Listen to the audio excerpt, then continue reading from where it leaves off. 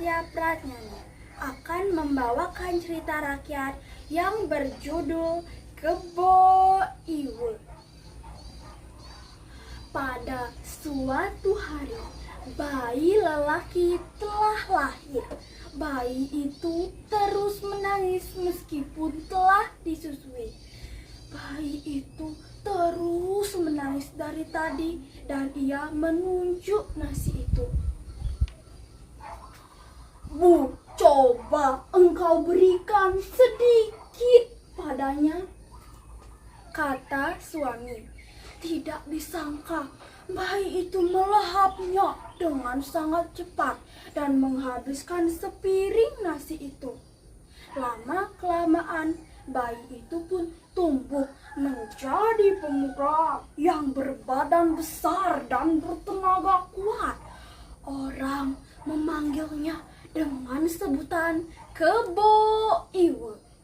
Kebo Iwul selalu makan dan makan.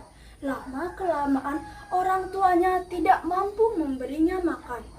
Sebab itulah mereka menemui kepala desa untuk memohon bantuan.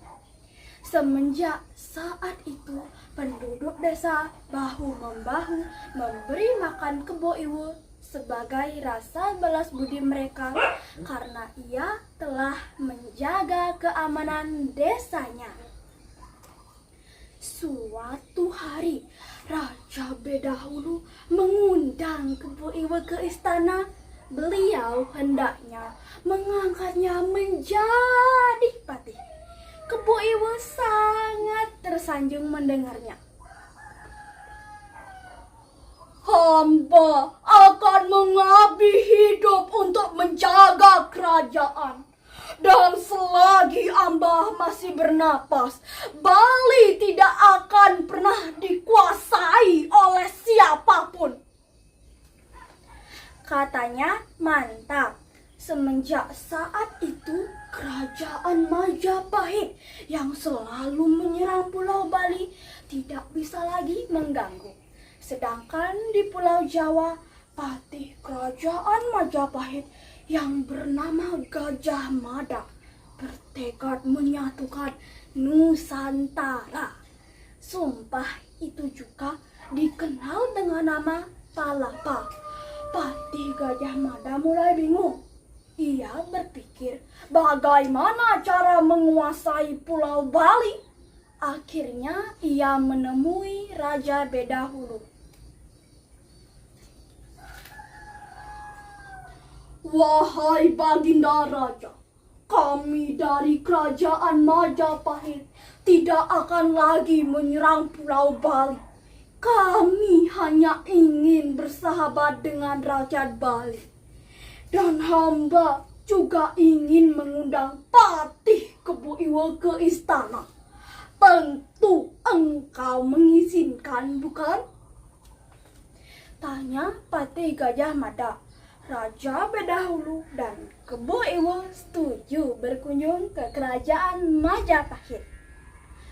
Setibanya Kebo Iwul di kerajaan Majapahit, ia disambut dengan mewah.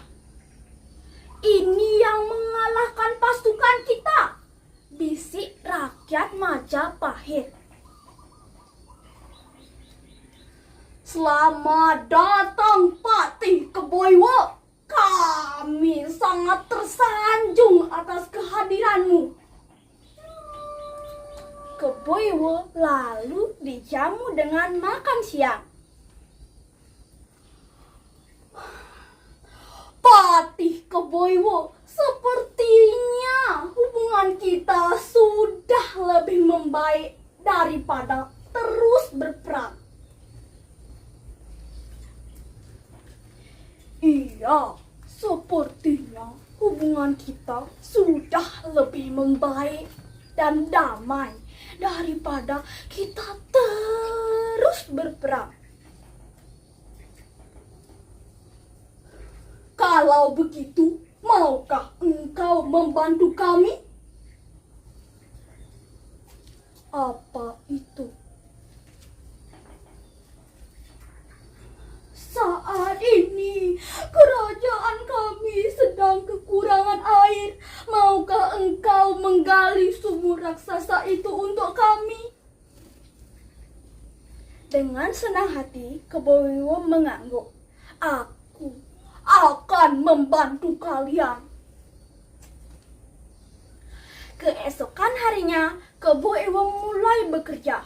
Ia terus bekerja. Dalam waktu singkat, sumur itu sudah digali sangat dalam. Tiba-tiba, ia mendengar teriakan Patih Gajah Mada. Laksanakan! Timbul dia dengan batu. Bagaikan gempa, batu berhamburan masuk ke dalam lubang sumur itu. Kebo Iwo sangat terkejut mendengarnya. Ia tidak menyangka bahwa ini adalah jebakan Patih Gajah Mada. Dengan segenap tenaga, Kebo Iwo melempar balik batu-batu itu dan mengenai prajurit Majapahit. Rupanya engkau telah menjebakku. Ketahuilah selagi aku masih hidup, Bali tidak akan pernah dikuasai oleh siapapun. Dan Kebo Iwo terlibat pertarungan sengit melawan Patih Gajah Mada. Menyerahlah Patih Kebo Iwo. Niat kami hanya ingin mempersatukan Nusantara. Namun Kebo Iwo tidak peduli dan terus menyerang dan menyerang. Sia-sia saja engkau melanjutkan pertempuran ini. Suka atau tidak, suatu saat Bali akan kami kuasai. Niat kami mulia, bukan untuk menyengsarakan rakyat Bali. Kebo Iwo mulai bimbang. Ia melihat Patih Gajah Mada dengan gigih. Ia yakin suatu saat Bali akan kalah. Aku tahu tujuanmu. Tetapi aku tidak mungkin menyerah. Aku tidak mau mengkhianati negara dan rajaku. Dan aku telah bersumpah untuk menjaga Bali seumur hidupku. Jika begitu, aku harus membunuhmu. Engkau tidak mungkin bisa membunuhku. Aku memiliki kesaktian amat besar. Kecuali satu hal, jika engkau bisa menghancurkan Gunung Kapur dan mengoleskannya di kepalaku, maka kesaktianku akan hilang. Jawab Patih Kebo Iwo. Patih Gajah Mada terkejut. Mengapa ia membuka rahasianya sendiri? Tanyanya dalam hati. Dan Patih Gajah Mada melesat pergi ke Gunung Kapur. Sekali lagi mereka terlibat pertarungan sengit. Patih Gajah Mada yang berusaha mengoleskan serbuk kapur itu di kepala Patih Kebo Iwo. Dan akhirnya berhasil. Kebo Iwo pun melemah. Kau menang, Patih. Bunuhlah aku supaya engkau bisa menguasai Pulau Bali. Tetapi Patih Gajah Mada tidak mungkin membunuh orang yang tidak berdaya. Namun Kebo Iwo mendesak. Ingat cita-citamu, kematianku akan membawa kebaikan bagi kita semua. Dengan terpaksa, Patih Gajah Mada menancapkan keris di tubuh Patih Kebo Iwo. Dan pada akhirnya Kebo Iwo pun meninggal. Sebelum ia meninggal, ia sempat berucap, semoga dengan kematianku, Nusantara dapat bersatu. Aku berjanji akan mempersatukan Nusantara. Yakinlah kematianmu tidak akan sia-sia.